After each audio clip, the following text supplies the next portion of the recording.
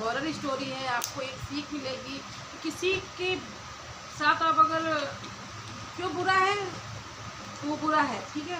अगर बुरे इंसान के साथ आप बुराई करेंगे ना तो आपके उसके में कोई फ़र्क नहीं, लेकिन आप किसी के साथ बुरा करते हैं तो सबसे पहले आपका बुरा होता है। तो जो जैसा है उसको रहने दो, लेकिन आप अगर अच्छे हैं अपने रास्ते पर थोड़े वक्त चुप हो जाइए, शांत हो जाइए, समय आने पर सब ठीक हो जाता है। लेकिन बुरा करने वालों के साथ बुरा होता है, पहले आपके साथ होगा फिर दूसरे के साथ। कुछ किसी तरह से ये हॉरर स्टोरी है और आपको पसंद आएगी, इसलिए पसंद आएगी कि होता है, और आज के ज़माने में बहुत होता है भाई। तो चलिए देर नहीं करते हैं, पूरा बातें घुमा फिरा के नहीं करेंगे और टाइम वेस्ट नहीं करेंगे, क्योंकि बहुत ज़्यादा आज के ज़माने में ये सारी चीज़ें हो रही। लोग किसी से जीत नहीं पाते, या जलन की भावना या गुस्से में ऐसी चीज़ें कर देते। तो चलिए स्टार्ट करते, ज़्यादा देर नहीं करते।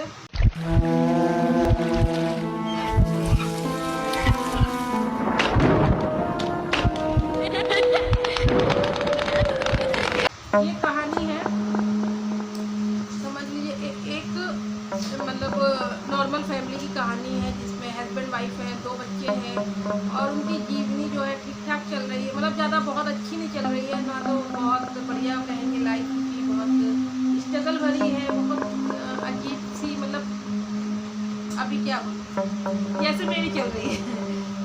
जो मेरे खास है वो समझ गए होंगे, जैसे मेरी चल रही है टूटी फूटी, मतलब धक्का वाली गाड़ी चल रही है, तो धक्का मार वाली गाड़ी चल रही है लाइफ की। कोई बात नहीं, चलती रहती है, उतार चढ़ाव लाइफ में आते रहते हैं, खुश और जीवन का साथी है। और खुशी तो चली जाती है, लेकिन दुख तो साथी है हमेशा के लिए, दुख तो रहता है, कोई नहीं। तो इसी तरह ये कहानी है महज नाम के आदमी की, उसकी वाइफ की, उनके बच्चों की। जो महज नाम का आदमी है, ये जो जेंट्स है, जो आदमी है, बहुत साधारण व्यक्ति है, ठीक ठाक है, अपने फैमिली के लिए एक किराने की दुकान में, शॉप में जॉब करता है, ठीक है।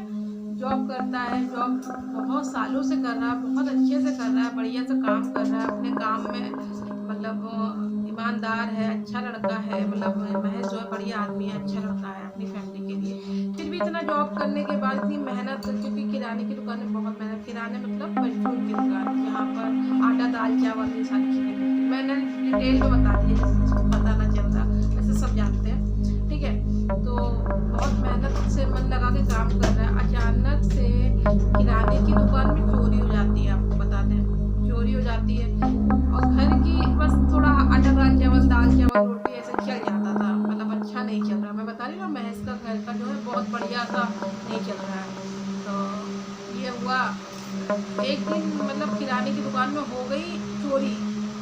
अब चोरी हुई है तो सारा शक, सारा जो इल्ज़ाम है महज के ऊपर लगा दिया है। जो दुकान का मालिक था, किराने की दुकान का जो मालिक था, उसके ऊपर सारी चीज़ें लगा दी है। और अभी महज अपना, मतलब अपने प्रूफ के लिए, क्या बताया, जो सीधे साधे लोग होते हैं उनको ही लोग फंसा देते हैं, अपने लिए प्रूफ नहीं, कुछ दे नहीं सकता। लेकिन अब ये हुआ कि हो सकता है ये महज ने बड़ी चोरी कराई है ना, तो शक पूरा महज के ऊपर ही था। तो जो इन्होंने पुलिस को तो नहीं पकड़वाया, लेकिन महज को जॉब से, काम से निकाल दिया, मतलब दुकान से निकाल दिया।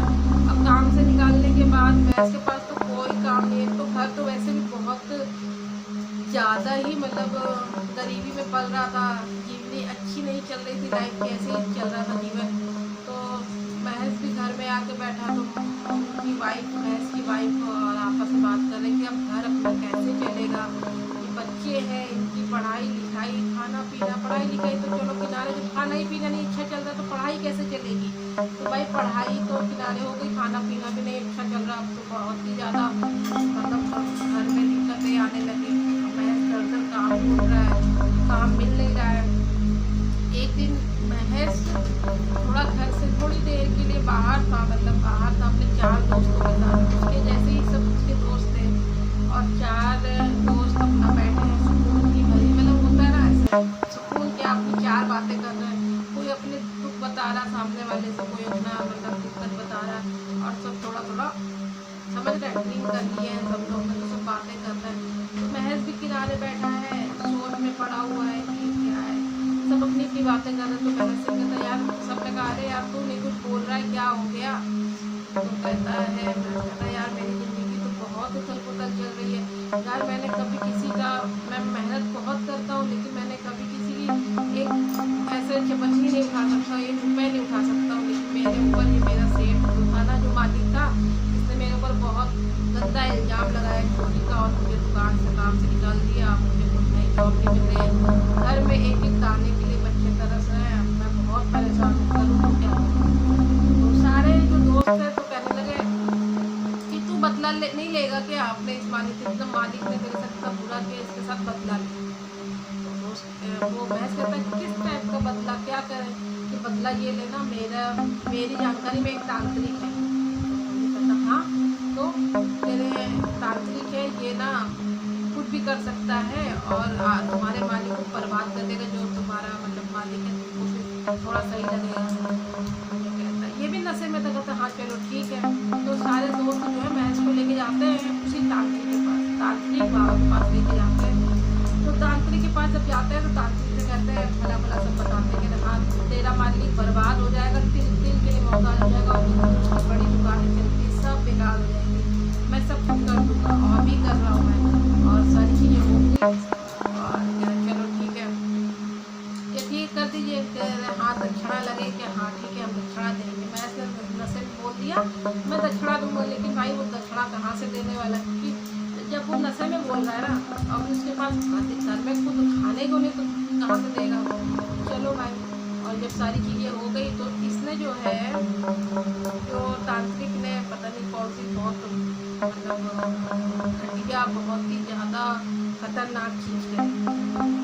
ठीक है, 2-4 दिन हो गया ये, मतलब जब सब सारा उसने विद्या और तंत्र विद्या कर लिया तो सब महज और सब दोस्त इसके लौट के दोस्त तो चले गए महज से।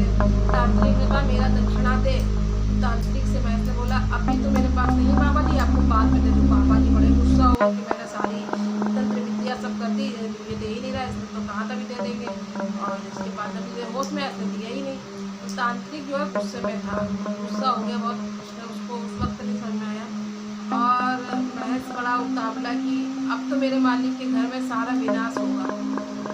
और दूसरे दिन ही, मालिक के घर की बात तो छोड़ो, इसके खुद के घर में इसके बच्चों ने बिल्कुल बोलना बंद कर दिया। बस खांस रहे हैं, खांस रहे हैं, और बहुत अजीब सा, बोल भी नहीं रहे हैं और कमज़ोर होते जा रहे हैं। अजीब से हो रहे बच्चे, रात रात सोच रहे, और अजीब सी गहरी गहरी सांसें ले रहे बच्चे। ये बड़ा परेशान, ये क्या हो रहा है, क्या समझ ही में नहीं आ रहा है, बिल्कुल दिमाग खराब हो रहा है। ये सोते थे बच्चे बड़े कमज़ोर, ये सोता था महज, तो महज के कमरे में अचानक बच्चे खड़े हो जाते थे और इसको डर लगता था। इसको लगता था ये मेरे खुद के अपने बच्चे थे, लेकिन इसको बच्चों से ही डर लगने लगा। इसको लगने लगा मेरे बच्चों के पीछे से कोई खड़ा है, बड़ा सा कोई साया। ठीक है, और ये बड़ा सा, ये सोचने लगा यार ये मेरे साथ क्या हो रहा है।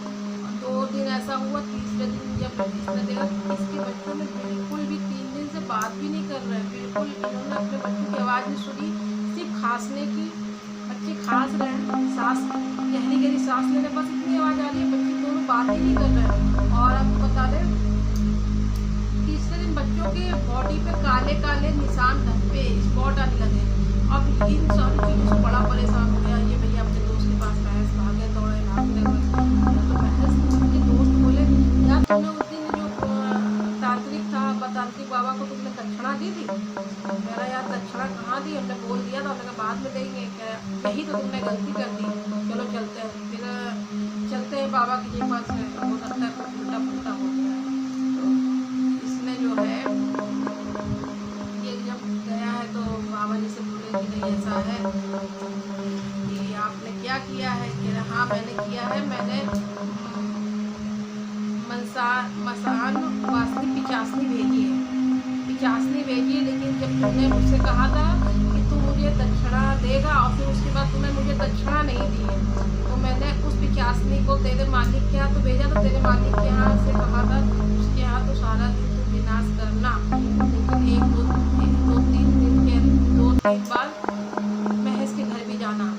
इसको भी थोड़ा सा मतलब मैं गुस्से में था, मैंने घर में कह रहे बाबा जी ऐसा कैसे, मैं पैसा आपको देता हूँ। तो महज ने सारा पैसा इधर उधर से उधार लेके बाबा को दिया, तो बाबा ने सारा चीज़ें मतलब कर दिया उधर की तरफ, क्या कहते हैं भाई उसके मालिक की तरफ।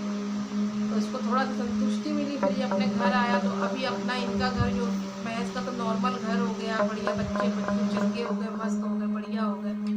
होने के बाद समझ लें 2-4 दिन बाद जो इनका जो मालिक थे, इनके मालिक की दुकान में चोरियां होने लगी, बड़ी बड़ी चोरियां हो रही हैं। बहुत बड़ी गहरी सी आग लग गई, अचानक से आग लग गई, पता नहीं क्या क्या हो रहा है। मालिक बहुत बीमार हो गए, बच्चे बहुत बीमार हो गए। ये सारी चीज़ें देख के इसको संतुष्टि मिल रही थी, चलो मेरे साथ इतना बुरा किया, तुम्हारे साथ हो रहा है। तो ये सारी चीज़ें थी, इसने किया, अपना घर तो ठीक हो गया, लेकिन वो उसने कहा था कि सब पूरा पूरा वो बर्बाद हो जाएंगे। लेकिन अब आप यहाँ सोच लीजिए कि अगर आप किसी के साथ, आज के ज़माने में ऐसा बहुत लोग करते हैं, ठीक है, मैं तो वैसे विश्वास नहीं करती, लेकिन करने वाले करते हैं तो और डर भी लगता है, होता होगा तभी करते होंगे, वरना कभी विश्वास किया है। और मैं तो बस सबको यही कहना चाहती हूँ, और कभी भी तांत्रिक बाबा जो भी है, इन काला जादू, ये सब चीज़ों पे विश्वास नहीं करना चाहिए, और भूल चूक से कभी ना जाना चाहिए और ना किसी के ऊपर करवाना चाहिए। आप अगर किसी पर करवाते हो, इसका उल्टा वार भी होता है कि बाबा और जादू टोना आपके ऊपर, पहला वार तो आपके ऊपर ही करते हैं। हाँ, और यही थी ये कहानी, इससे एक शिक्षा मिलती है कि कभी भी हमें तंत्र विद्याओं पे जाकर ऐसे कुछ नहीं करना चाहिए, क्योंकि जो चीज़ हम दूसरों के लिए गड्ढा खोदते हैं ना, वो गड्ढे में हम पहले गिरते हैं। वही चीज़ मैथ तो ठीक हो गया, लेकिन ऐसी चीज़ें नहीं करनी चाहिए, भगवान भी छोड़ना चाहिए, क्योंकि भगवान सबके साथ, सबका जो फैसला भगवान करते हैं, स्वयं भगवान जब करते हैं वो ज़्यादा सही होता है, और हम फैसला कर लेंगे तो हमारे साथ भी बुरा होगा। तो आज की स्टोरी आपको कैसी लगी, ये मेरी छुट्टिया स्टोरी, पसंद आई तो लाइक कर दीजिएगा, न्यू आया तो चैनल सपोर्ट करने, सब्सक्राइब कर लीजिएगा, बेल आइकन प्रेस कर लीजिएगा, शेयर कर दीजिएगा, छोटा सा प्यार कॉमेंट जरूर करके जरूर बताइएगा। यहाँ तक देख लिए हैं तो धन्यवाद, आपका दिन शुभ हो।